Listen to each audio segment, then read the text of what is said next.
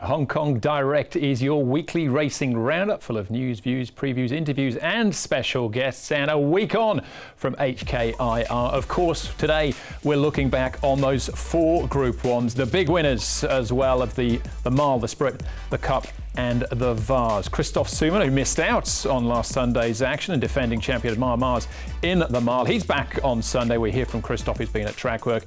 And Beauty Generation ran for the last time on the weekend. We look back on what a champion he has been over the years. Beauty Generation with many records in the book. Very warm welcome to the show. I'm Andrew Lejeune. Pleased to say I'm joined by special guests who are here to preview the meeting last week, to review it as well. Ed Sadler and Graham Cunningham. Graham, a meeting that promised so much. For the most part, I think it delivered. I think it did.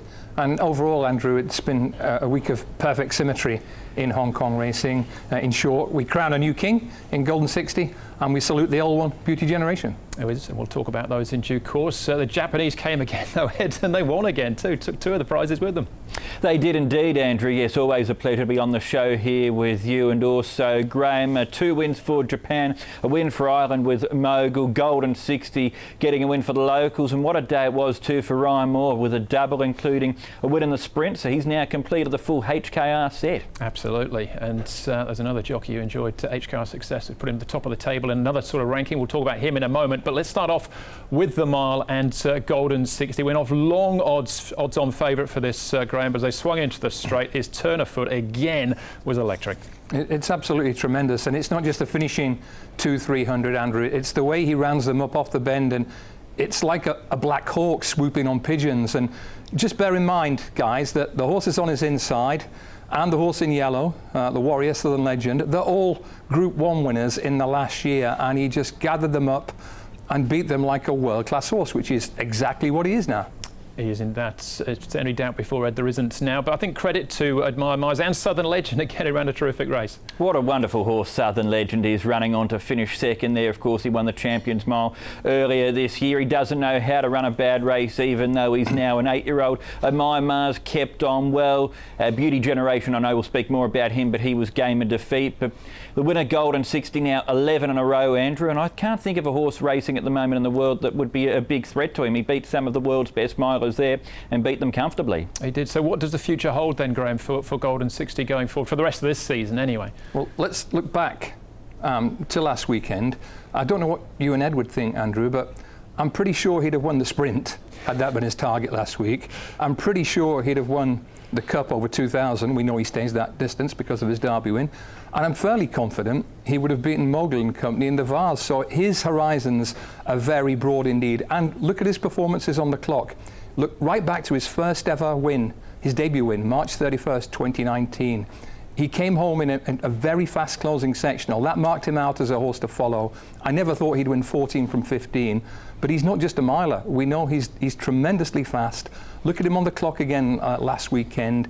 He ran really fast through the middle section, much faster than ever before over a mile, and he still came home in 22.05, clearly the fastest closing split of the day. It's the eye test that he passes, it's the time test that he passes. It's hard to find a flaw in him at the moment. It certainly is, yeah. His domestic rating now out of 130 plus puts him rare company here. The Longines World Rankings come out mid-January, but I expect to see a new entry high up that order when they do. Yes, he's certainly the best horse that we have here in Hong Kong, Golden 60, and such an exciting horse for us to have in this jurisdiction. As for the future with him, I'd imagine we'll see him next in the Stewards Cup towards the end of January. I get the feeling from what I've read from connections that they don't want to come back in trip from a mile, so that opens up the prospect. Do we see him take on a horse like Exalted in a Gold Cup or even a QE2 later on this season? Yeah, he really does have the world at his feet. That's Golden 60. I mean, to keep moving though, we'll get into the sprint next, Graham. And this looked open on paper, so it proved as well. A blanket finish, Classic Legend, big talking horse coming into this, Hot King Prawn as well, but it was down on Smash and Ryan Moore. Yeah, I'll throw this to Edward very quickly. I think Ryan Moore was the key component here from stall 14. The first time he'd ridden this horse, you touched on the fact that it was widely open once Classic Legend disappointed, and Edward, 7 horses past the post in a quarter of a second. That's where a world-class rider makes a major difference. It was an incredible ride from Ryan Moore because he jumped from barrier 14, as Andrew said, but within a couple of 100 metres he hit him midfield, one off the fence. Superb bit of riding from him. I do worry from a Hong Kong point of view of what it says about our sprinters, as Gavin as horses like Jolly Banner Rat and Wishful Thinker have been. They're older horses, yet they finished second, third and fourth. I think it was a complete forgive run for Classic Legend, given the issues with the preparation that he had, and then he missed the start and he's pulled up lame after the race. But Down on Smash, beautiful ride, right place, right time. He was too good for them on the day. Yeah, and Ryan Moore took two of the Group 1s. Just another quick word then, Graham, on Classic Legends. Back to the drawing board. They can take their time now and rebuild for the end of the season. I think so. Plenty of horses have disappointments along the way and bounce back, so let's hope he does as well. It was a torrid run for him. He missed the break slightly, he got barged around early on, came back slightly lame. It was a very unusual preparation for that horse, so it's pretty much a forgive run, I think. All right, so it's a Classic Legend, but Down on Smith winning that race before that. Ryan Moore had won the first Group 1 of the afternoon. Ed, that was the Vase beating local favourite Exultant. That's right, Ryan gave him a terrific ride here as well too, coming with his run at the right time. Exultant led and was just a little bit keen. Mogul drew away for an authoritative win. It sounds like he could be headed on a similar sort of path to a Highland Rear, Graham. After the race, Ryan Moore said he feels or looks similar to him to Dylan Thomas, but potentially we could see a globetrotter for Barry Doyle in 2021 here with Mogul. Yeah, he looked really good beating Exultant. Exultant has dipped a little bit. Columbus County is very progressive. That race lacked a little bit of depth overall. Really surprising there wasn't a Japanese contender in it, and only the one serious challenger in the race from Europe. So it was a great opportunity for Mogul. He seized it with both hands. Every chance he'll be on the plane again and perhaps back here next December. Yeah, and has always been very highly regarded. Mogul now 2 Group 1s to his name. I thought Columbus County, though, Ed, interesting. Now, could he be a horse that could challenge Exultant down the track as well? I certainly think he could. He wasn't far off Exultant there. He got to the line strongly, and listening to what Casper Founds, his trainer, has to say about the horse will be even better in the next 6 to 8 months. So when we get towards the end of the season and the Champions and Chater Cup, the other Group 1 over 2,400 metres that we have, which is generally purely contested by local stayers, I think Columbus County could be right in calculations for a race like that. Yeah, certainly not riding off Exultant just yet, though. He still sets the standard as far as the middle distance and staying ranks are concerned.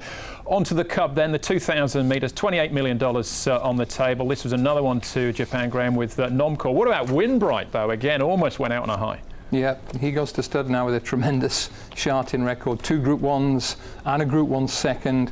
But another grey shadow on the outside. Normcore, disappointing the time before, but bounced right back. Again, I have to think jockey bookings played a big part here. We knew she was good, Normcore, but she never looked quite this good until Zac Purton got aboard for the first time, Edward.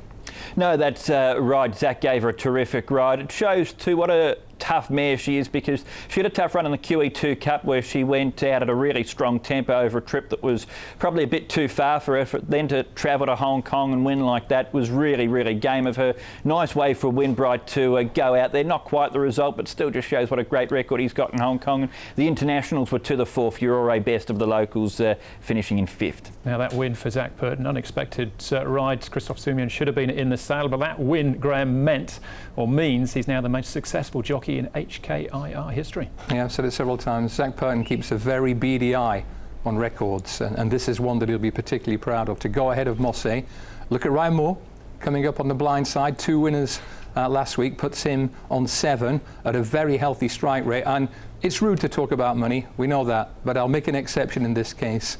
I did the data the other day for 2 wins in 2 places last Sunday in the space of a couple of hours in IR races.